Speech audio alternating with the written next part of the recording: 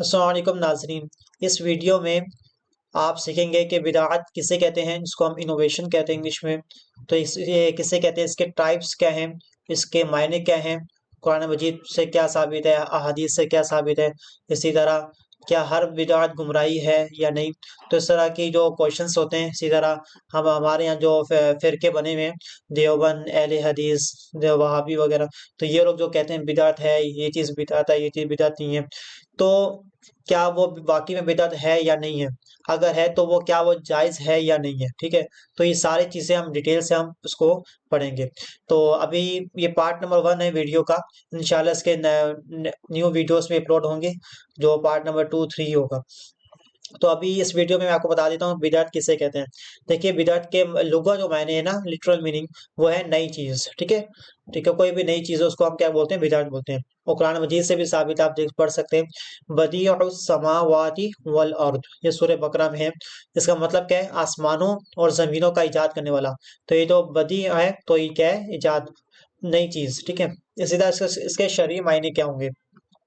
اس کا شرعی معنی یہ ہوگا کہ بدعت سے مراد ہر وہ نیا کام یا عقیدہ ہے جو سرکار صلی اللہ تعالی علیہ وسلم کے مبارک دور میں نہ تھا، بعد میں ایجاد ہوا، ٹھیک ہے۔ تو یہ بدعت کی شرعی معنی ہے کہ بدعت سے مراد ہر وہ نیا کام ہے جو نبی پاک صلی اللہ علیہ وسلم کے دور میں نہیں تھا لیکن بعد میں ایجاد ہوا، خواہ وہ صحابہ کے دور میں ہو، اہل بیت کے دور میں، اس کے بعد جو ہے وہ تابعین، تبع تابعین کے دور میں، دیگر جو اولیاء کام گزرتے ہیں آج اور قیامت تک جتنے بھی کام ہوگا نا، اس کو بدعت کہیں گے۔ اب لازمی نہیں کہ ہر بدعت شرک ہے یا پھر کوئی ہر بدعت جو گمراہ ہے یا ہر بدعت جہنم میں لے جائے گی، نہیں۔ وہ کیا ہے، وہ ٹائپس کیا ہیں، وہ ابھی آپ کو میں بتاتا ہوں۔ دیکھیے، سوال نمبر 2 کیا بدعت اچھی اور بری ہوتی ہے؟ جی ہاں، ٹھیک ہے۔ بدعت کی 2 قسمیں ہیں، بدعت حسنہ، اچھی بدعت، ٹھیک ہے، حسنہ کیا کہتے ہیں، اچھی، اور بدعت سیئہ یعنی بری بدعت۔ اور یہ حدیث پاک سے بھی ثابت ہے، یہ جو بدعت کی اقسام ہے یہ کوئی اپنی طرف سے ڈیفینیشن نہیں ہے، بلکہ حدیث پاک میں بھی لکھا ہوا ہے، آپ پڑھ سکتے ہیں۔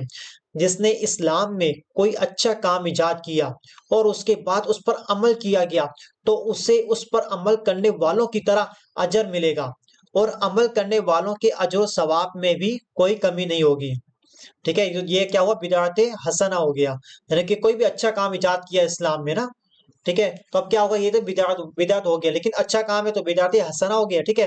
اب جو اس پر عمل کریں گے نا تو اس کو بھی ثواب ملے گا، ٹھیک ہے، اور جس نے ایجاد کیا ہے نا اس کو بھی ثواب ملے گا، اس کے عمل میں کوئی کمی نہیں آئے گی، یہاں پہ آپ دیکھ سکتے ہیں۔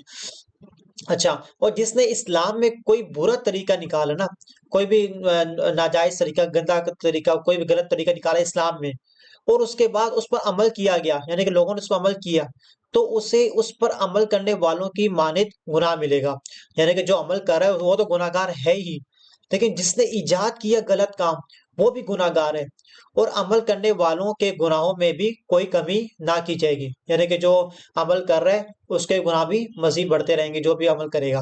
تو یہ مسلم شریف کی حدیث پاک میں 2351 نمبر حدیث ہے، تو یہ آپ پڑھ سکتے ہیں اس کو۔ تو اب سے کیا پتہ چلا اس حدیث پاک سے کہ بدعت حسنہ بھی ہوتی ہے اور بدعت سیئہ بھی ہوتی ہے۔ اچھا، اب یہ یہاں پر نا علامہ ابن عابدین شامی رحمۃ اللہ تعالی علیہ، تو یہ کب وفات ہوئی تھی، 1252 ہجری میں، ٹھیک ہے۔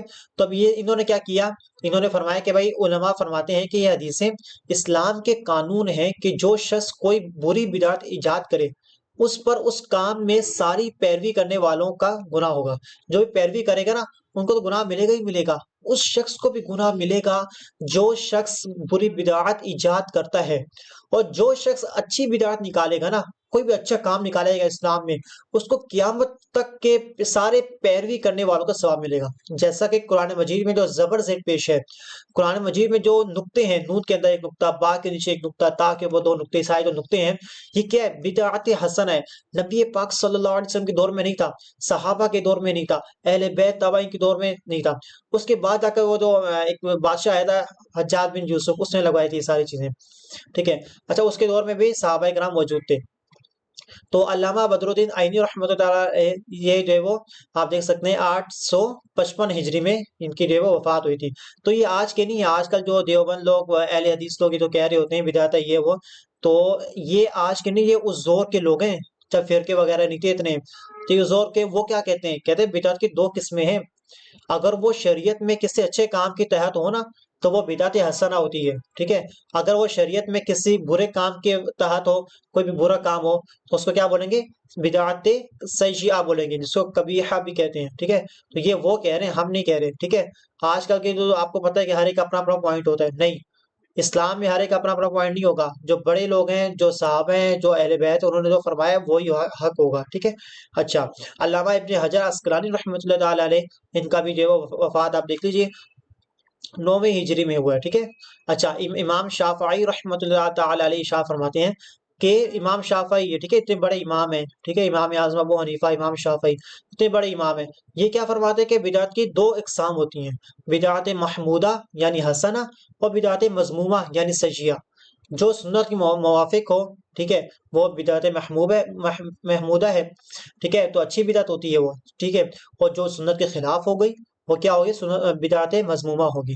تو یہ میں نے آپ کو بدعت کے معنی، بدعت کی اقسام حدیث پاک سے ثابت کیا آپ کو میں نے بدعت کی اقسام۔